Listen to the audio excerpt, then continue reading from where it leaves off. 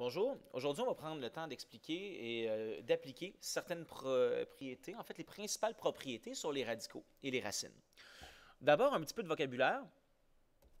Quand on a, par exemple, la racine carrée de, par exemple, on va dire, d'un élément que j'appelle U et qui me donne un résultat T, par exemple, bon, mais il y a trois mots qu'on doit connaître.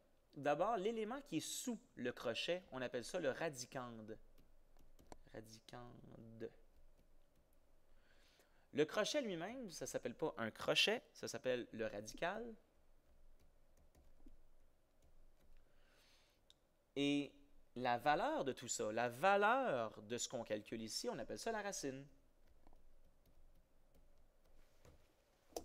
Nous, principalement, on va travailler avec les racines carrées. Mais ce qui est valable pour les racines carrées est pas mal valable pour toutes les racines aussi, qu'elles soient quatrième, cinquième ou peu importe. Cubique aussi. Donc, moi, les principales propriétés dont on va parler, ça va être les propriétés sur les racines carrées, mais qui sont, comme je disais, là, les mêmes pour les autres. Et je vais les expliquer en faisant référence à deux nombres réels que j'appelle A et B, qui sont bien entendu des nombres positifs, parce que la racine carrée d'un nombre négatif, bien évidemment, ça ne fonctionne pas. C'est pour ça que je vais parler plutôt de racine carrée. Alors, d'abord, la racine carrée de A, donc d'un nombre réel quelconque positif, c'est une racine positive. Pourquoi on dit que c'est plus grand que 0? Parce que quand on met rien devant, on sous-entend qu'on fait référence à la racine positive. Donc, par exemple, là, la racine carrée de 9, ben, c'est 3 parce que je prends la racine positive. Si j'avais mis j'avais mis plus ou moins racine carrée de 9, ben là, j'aurais eu plus ou moins 3. Mais si je ne mets pas le symbole plus ou moins, si je suis comme dans cette situation-là ici, où est-ce que je ne mets aucun signe devant le radical, ben dans le fond, c'est qu'on fait référence par défaut à la racine positive. On verra tantôt dans quel cas on va mettre plus ou moins. Alors, si la racine par défaut elle est positive, bien entendu, ça nous emmène aussi à comprendre que l'opposé de la racine, ça va être une quantité négative ou nulle, bien entendu. Donc ça, c'est important de bien comprendre que quand il n'y a pas de signe, on parle de la racine positive. La deuxième propriété, c'est probablement la plus utilisée. En tout cas, c'est une propriété qui est vraiment importante, c'est la racine carrée d'un produit. Et la racine carrée d'un produit, on peut décomposer ça en un produit de deux racines. Ça, on a le droit de faire ça. Et tantôt, écoutez, on peut faire un exemple tout de suite finalement pour se convaincre que c'est vrai. Je ne ferai pas une démonstration théorique de ça parce qu'on n'a pas vraiment besoin d'une démonstration théorique pour s'en convaincre. D'abord, ça a déjà été fait dans les années précédentes. Mais on peut faire un simple exemple numérique. Par exemple, la racine carrée de 4 fois 9. Bien, la racine carrée de 4 fois 9, on sait que c'est la racine carrée de 36 qui vaut 6. Et si je le recalcule, mais en appliquant cette loi-là, ben j'ai la racine carrée de 4 fois 9 qui serait la racine de 4 fois la racine de 9. Racine de 4, 2. Racine de 9, 3 pour le même résultat de 6. Ceci dit, cette racine-là, cette propriété-là, je m'excuse, elle est très, très, très facilement transformable, mais en quelque chose de faux, c'est-à-dire la racine d'une somme. Alors, la racine d'une somme, ce n'est pas égal à la somme des racines. Et je mets l'emphase là-dessus parce que c'est une erreur qu'on voit malheureusement fréquemment. Et un exemple facile pour s'en convaincre, on a juste à faire un contre-exemple et ça suffit pour démontrer que ce n'est pas vrai. Prenons un exemple différent du premier. Prenons l'exemple, mettons, de la racine de 9 plus 16, par exemple. Bien, la racine carrée de 9 plus 16, on sait que la racine, c'est l'opération principale sur ta chaîne d'opération. Elle agit un petit peu ici comme des parenthèses. Donc, ça serait la racine carrée de 25, qui est bien entendu 5. Et si je cherchais à appliquer ce que je cherche à démontrer qui est faux, ben, je vais casser ça et je me rends compte que ça ne donne pas du tout le même résultat. La racine carrée de 9 plus la racine carrée de 16, ben, c'est 3 plus 4 qui donne 7. Alors, ça, bien entendu, c'est un résultat qui n'est pas équivalent au premier. C'est un résultat erroné parce qu'on sait qu'on doit calculer d'abord la valeur du radicande et qu'on doit appliquer la racine carrée sur le radicande une fois qu'il est simplifié. Comme je disais tantôt, au même titre un peu que les parenthèses. Alors, bien entendu, on ne peut pas appliquer ce principe-là, quoique c'est bien tentant de le faire. Et une troisième propriété des racines, c'est la racine du quotient. Bien entendu, ici, je précise que B n'est pas nul, parce que sinon, bien entendu, A sur B n'est pas défini. Mais en maths, ce qui est vrai pour le produit, c'est toujours vrai aussi pour le quotient, parce que on peut dire que, dans le fond, la fraction A sur B, ce n'est pas nécessairement un quotient. On peut dire que c'est un produit aussi, A fois 1 sur B. Alors, tout ce qui est vrai pour les produits, c'est vrai pour les quotients aussi. De la même manière que ce qui est vrai pour les plus, c'est vrai pour les moins, et ainsi de suite. Alors, quand on a un quotient sous une racine, on peut séparer ça en un quotient de deux racines. Alors, dans le fond, c'est très facile à s'en rappeler. Quand on a une expression factorisée sous la racine, que ce soit comme ça ou finalement comme ça, on a le droit de le casser. Quand ce n'est pas factorisé, on n'a pas le droit de rien faire. Alors, on va utiliser nos propriétés des radicaux pour faire un premier exercice de simplification. Alors, ça va être simplifier les radicaux qui sont là et écrire l'expression numérique suivante à sa plus simple expression. Alors, la racine de 72, si je cherche à la simplifier, je peux factoriser 72 de manière à avoir un de mes facteurs qui est un carré parfait. Effectivement, si j'ai un de mes facteurs qui est un carré parfait, je vais casser ma racine en deux et la racine de mon carré parfait va pouvoir être un entier et ça va devenir un beau coefficient, puis tout ça va avoir été écrit de manière avec une racine la plus simplifiée possible. Alors, 72, je peux factoriser ça de bien des manières. Je peux dire que c'est 6 fois 12, je peux dire que c'est 8 fois 9, mais quel est le plus grand facteur de 72 qui est un carré parfait? C'est 36, parce que 36 fois 2, ça fait 72. Alors, je vais dire que ma racine de 72, c'est la racine du produit de 36 par 2. Parfait, je continue ça. Moins 2 fois la racine de 75. Encore une fois, 75, il y a différentes factorisations de ça. Je pense entre autres à 25 fois 3. Et 25, l'avantage est un carré parfait. Alors, 25 fois 3. Plus. La racine de 27 45e, je pourrais séparer la racine de ce quotient-là en un quotient de deux racines. Mettre une racine en haut, une racine en bas. Par contre, je pourrais aussi, avant toute chose, simplifier la fraction. 25 45e, je peux diviser les deux par 3. Hein? Alors, ça fait la racine de 9 15e. Ça, j'ai le droit de faire ça, là. Plus la racine de 3, qui est une racine, en fait, 3 n'est pas factorisable vraiment. On pourrait écrire 1 fois 3, mais ce n'est pas très avantageux. Alors, on va laisser ça tel quel. Bon, maintenant, je vais appliquer mes propriétés. La racine de 36 fois 2, c'est la racine d'une expression factorisée. Alors, j'ai le droit de transformer ça en un produit de deux racines. Racine de 36, racine de 2, moins 2 fois. Racine de 25 fois 3, c'est la racine de 25 fois la racine de 3. Ici, ce que j'ai fait à mes produits, j'ai le droit de le faire à mon quotient.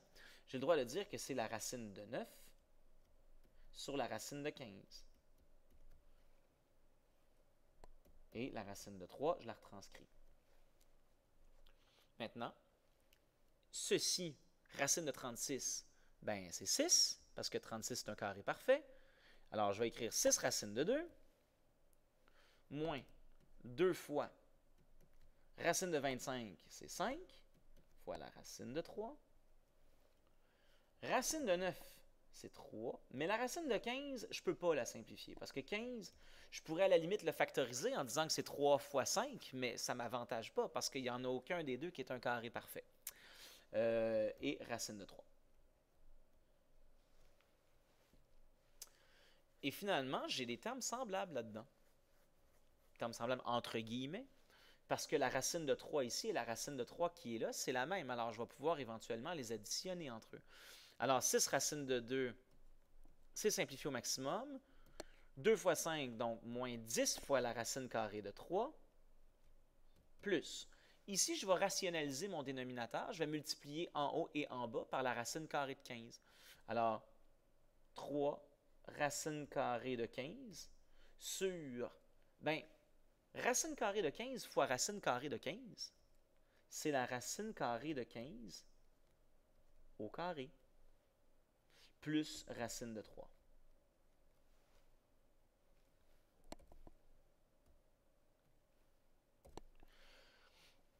Et là, quand je parlais de termes semblables tantôt, ce sont ces deux-là ici.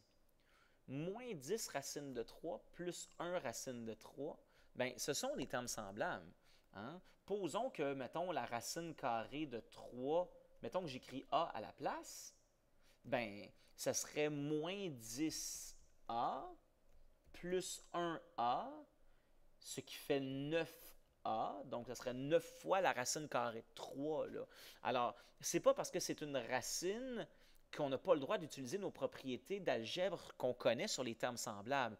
J'ai moins 10 fois une certaine racine, j'ajoute une fois la même racine, donc ça va me donner, je m'excuse, j'ai oublié le moins ici, pardon, ça va me donner moins 9 fois la même racine.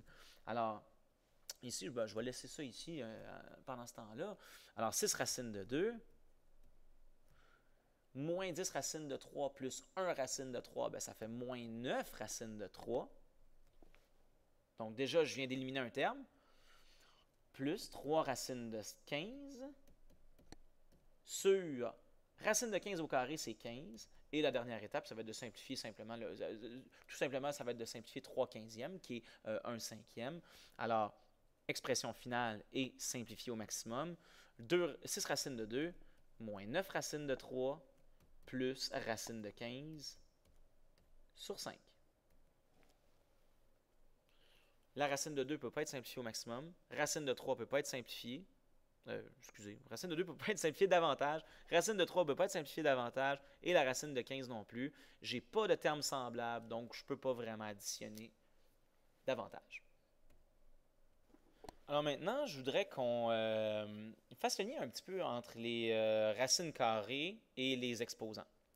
Et vous allez remarquer que dans la description de cette vidéo-là, il y a un lien qui vous dirigera vers une autre vidéo que j'ai faite sur les propriétés et les lois des exposants. Et je vous invite à aller y jeter un coup d'œil parce que les lois des exposants et les lois des racines carrées sont exactement les mêmes. Donc à ce moment-là, si vous voulez bien comprendre les racines carrées ou apporter des explications complémentaires, allez jeter un petit coup d'œil sur les lois des exposants, c'est les mêmes. Et là, ici, on va expliquer pourquoi une racine carrée, c'est un exposant. Alors, pensons, par exemple, ah oui, je m'excuse, et avant de commencer, je vais faire référence à une des lois des exposants qu'on connaît à ce stade-ci. Alors, pour expliquer qu'une racine carrée est un exposant, je vais faire appel à une loi qui dit la chose suivante. Quand j'ai une base affectée d'un exposant qui est aussi affectée d'un deuxième exposant, j'ai le droit de prendre la base et de multiplier mes exposants entre eux. Et ça, je la démontre dans une autre vidéo. Alors, on a le droit de faire ça. Et je vais utiliser ce principe-là pour expliquer pourquoi une racine carrée est un exposant. Alors, admettons que je veuille, moi, prendre la racine carrée de 5 et la traiter comme 5 affecté d'un exposant que je ne connais pas, donc que je vais appeler T, par exemple. Et moi, mon but, ça va être de trouver quelle est la valeur de T. Alors ici, on sait que l'exposant 2, c'est l'opération qui annule mes racines carrées. Alors, si je prends ceci et que je le mets au carré, ça fait 5 à la 1. Bon, si je prends cet élément-là puis je le mets au carré, je dois faire la même chose de l'autre côté de mon égalité, hein, parce que les lois de l'algèbre nous disent que ce qu'on fait à gauche, on le fait à droite. Alors, je vais mettre ça au carré. Bon, parfait. Alors, quand je prends ma racine carrée puis je la mets au carré, ça l'annule, donc ça fait en sorte que mon exposant devient 1. Mais ici, c'est là que je vais appliquer ma loi qui est des exposants, qui dit que quand j'ai une base affectée d'un exposant, puis successivement d'un deuxième exposant, j'ai le droit de les multiplier. Alors là, présentement, ce que j'ai, c'est que j'ai une égalité de deux mêmes bases, c'est la base 5, affectée d'un exposant 1 d'un côté, puis de l'exposant 2t de l'autre bord. Donc, mon exposant 1, c'est la même chose que mon exposant 2t. Et là, si j'isole t, je me rends compte que t vaut 1,5. Ça veut dire quoi, t vaut 1,5? Ça veut dire que l'exposant inconnu que je voulais identifier initialement, c'est 1,5. Alors, une racine carrée, c'est un exposant 1,5. Alors, si moi, j'avais voulu, avec une calculatrice, évaluer la racine carrée de 5, par exemple, j'aurais pu dire, ben, je vais aller calculer 5 exposant 1,5. Et puis, on va faire le test avec une calculatrice ici, par exemple. Bon, ben, si je prends 5 et que je le mets sous une racine carrée, ben, la réponse, c'est 2,236. Bon, ben, si je fais 5 et que je lui affecte l'exposant 0,5, ça fait 2,236 et ainsi de suite. Alors, l'exposant 2, la racine carrée, je m'excuse, peut être écrite de manière équivalente avec un exposant 1,5. Alors, si une racine carrée, c'est un exposant, toutes les lois des exposants s'appliquent exactement de la même manière que sur les racines carrées. Alors, la vidéo sur mon autre site, l'autre vidéo que j'ai faite sur les radicaux, sur les exposants, excusez-moi, je commence à être fatigué, peut être peut-être complémentaire à celle-ci. Et là, de ça découle une autre propriété, mais qu'on utilise un petit peu moins, nous, c'est la propriété qui est celle-ci, où est-ce qu'on a la racine énième de a à la m.